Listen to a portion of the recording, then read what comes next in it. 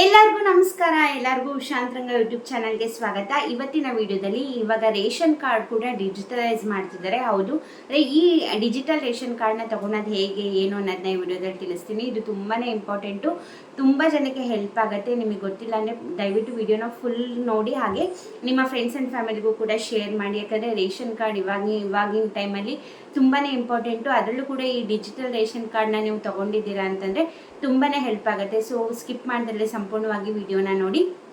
ಯಾರೆಲ್ಲ ಹೊಸಬ್ರು ನನ್ನ ಚಾನಲ್ನ ನೋಡ್ತಾ ಇದ್ದೀರಾ, ನನ್ನ ಹೆಸರು ಉಷಾಂತರಂಗ ಯೂಟ್ಯೂಬ್ ಚಾನಲ್ನ ಸಬ್ಸ್ಕ್ರೈಬ್ ಮಾಡ್ಕೊಳ್ಳಿ. ಹಾಗೆ ಬೆಲ್ ಐಕನ್ನಲ್ಲೂ ಕೂಡ ಆಲ್ ಅಂತ ಸೆಲೆಕ್ಟ್ ಮಾಡಿ. ಆವಾಗ ಯಾವುದೇ ಹೊಸ ವಿಡಿಯೋ ಅಪ್ಲೋಡ್ ಮಾಡಿದಾಗ ನಿಮಗೆ ನೋಟಿಫಿಕೇಷನ್ ಬಂದಿರುತ್ತೆ. ನೀವು ಫ್ರೀ ಇದ್ದಾಗ ನನ್ನ ಎಲ್ಲ ವೀಡಿಯೋಸ್ನ ನೋಡ್ಬೋದು. ಹಾಗೆ ಇನ್ಸ್ಟಾಗ್ರಾಮ್ ಅಕೌಂಟಲ್ಲೂ ಕೂಡ ಫಾಲೋ ಮಾಡ್ಬೋದು, ಲಿಂಕ್ ಡಿಸ್ಕ್ರಿಪ್ಷನ್ನಲ್ಲಿರುತ್ತೆ. ಬನ್ನಿ ಇವತ್ತಿನ ವಿಡಿಯೋನ ಶುರು ಮಾಡೋಣ.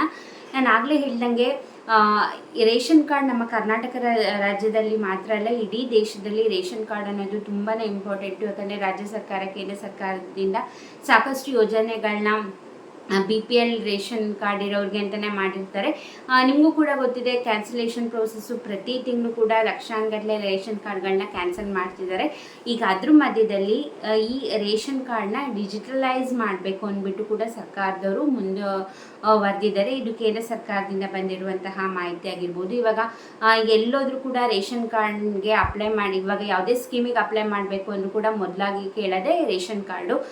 ನೀವು ಅದನ್ನು ಪೇಪರ್ ಮೂಲಕ ಅಥವಾ ಜೆರಾಕ್ಸ್ ಮಾಡಿಸ್ಕೊಂಡು ಎಲ್ಲ ಕಡೆ ನೀವು ಕೊಡಬೇಕಾಗತ್ತೆ.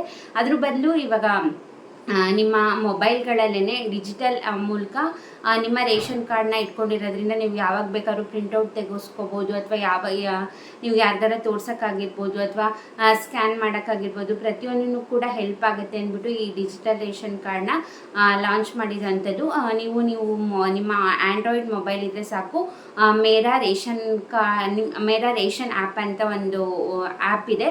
ಇದು ಆ್ಯಂಡ್ರಾಯ್ಡಲ್ಲೂ ಬರುತ್ತೆ, ಹಾಗೆ ಐಫೋನಲ್ಲೂ ಕೂಡ ಬರುತ್ತೆ. ಈ ಆ್ಯಪ್ನ ಡೌನ್ಲೋಡ್ ಮಾಡಿಕೊಂಡು ನೀವು ನಿಮ್ಮ ಮೊಬೈಲ್ ನಂಬರ್ ಹಾಗೆ ನಿಮ್ಮ ರೇಷನ್ ಕಾರ್ಡ್ ನಂಬರ್ನ ಹಾಕಿ ರಿಜಿಸ್ಟ್ರೇಷನ್ ಮಾಡಿಕೊಂಡ್ರೆ ನಿಮ್ಮದು ಪೂರ್ತಿ ರೇಷನ್ ಕಾರ್ಡ್ ಸ್ಟೇಟಸ್ ಕೂಡ ಗೊತ್ತಾಗುತ್ತೆ. ಅಕಸ್ಮಾತ್ ಕ್ಯಾನ್ಸಲ್ ಆಗಿದೆ ಅಂತಂದರೆ ಅದು ಕೂಡ ಗೊತ್ತಾಗುತ್ತೆ. ಅದೊಂದೇ ಅಲ್ಲ, ನೀವು ರೇಷನ್ ಕಾರ್ಡ್ನ ಯೂಸ್ ಮಾಡಿಕೊಂಡು ಯಾವ್ಯಾವ ಸ್ಕೀಮ್ಗೆ ಅಪ್ಲೈ ಮಾಡಿ, ಇವಾಗ ಗೃಹಲಕ್ಷ್ಮಿ ಯೋಜನೆ ತಗೊಳ್ಳಿ. ನೀವು ಈ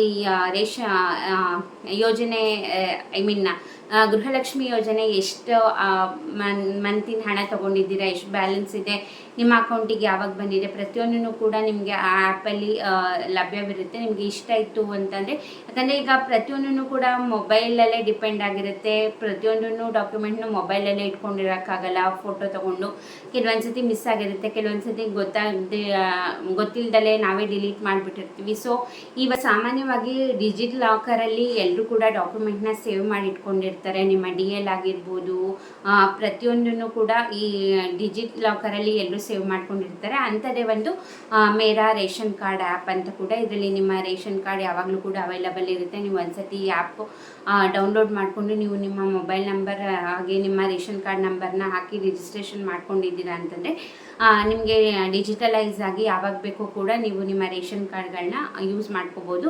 ಸೊ ಇದು ಕೂಡ ಒಳ್ಳೆಯದು, ಯಾಕಂದರೆ ಇವಾಗ ಎಲ್ಲವೂ ಕೂಡ ಡಿಜಿಟಲೈಸ್ ಆಗ್ತಾ ಇದೆ. ಸೊ ಹಾಗಾಗಿ ಇದನ್ನು ಕೂಡ ನೀವು ಮಾಡ್ಕೊಂಡು ಇಟ್ಕೊಳ್ಳಿ. ಯಾಕಂದರೆ ನೆಕ್ಸ್ಟ್ ಮುಂದೆ ಬರುವಂತಹ ಯೋಜನೆಗಳಿಗಾಗಿರ್ಬೋದು ಇದೇ ಆ್ಯಪ್ ಮೂಲಕ ಅವರು ಅಪ್ಲೈ ಮಾಡೋಕ್ಕಾಗಿರ್ಬೋದು ಅವಕಾಶ ಮಾಡಿಕೊಟ್ರೆ ನಿಮಗೆ ಇನ್ನೂ ಕೂಡ ಹೆಲ್ಪ್ ಆಗುತ್ತೆ.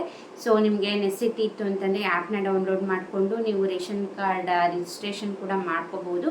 ಸೊ ಐ ಹೋಪ್ ಈ ವಿಡಿಯೋಯಿಂದ ನಿಮಗೆ ಸ್ವಲ್ಪನಾದರೂ ಮಾಹಿತಿ ಸಿಕ್ತು, ಹೆಲ್ಪ್ ಆಯಿತು ಅಂದ್ಕೊಂಡಿದ್ದೀನಿ. ಈ ವಿಡಿಯೋ ಇಷ್ಟ ಆದರೆ ಲೈಕ್ ಮಾಡಿ, ಶೇರ್ ಮಾಡಿ. ಯಾರೆಲ್ಲ ಇನ್ನೂ ಸಬ್ಸ್ಕ್ರೈಬ್ ಮಾಡ್ಕೊಳ್ದಲ್ಲೇ ನನ್ನ ಚಾನಲ್ನ ನೋಡ್ತಾ ಇದ್ದೀರಾ, ಪ್ಲೀಸ್ ಸಬ್ಸ್ಕ್ರೈಬ್ ಮಾಡಿ, ಸಪೋರ್ಟ್ ಮಾಡಿ, ಎನ್ಕರೇಜ್ ಮಾಡಿ.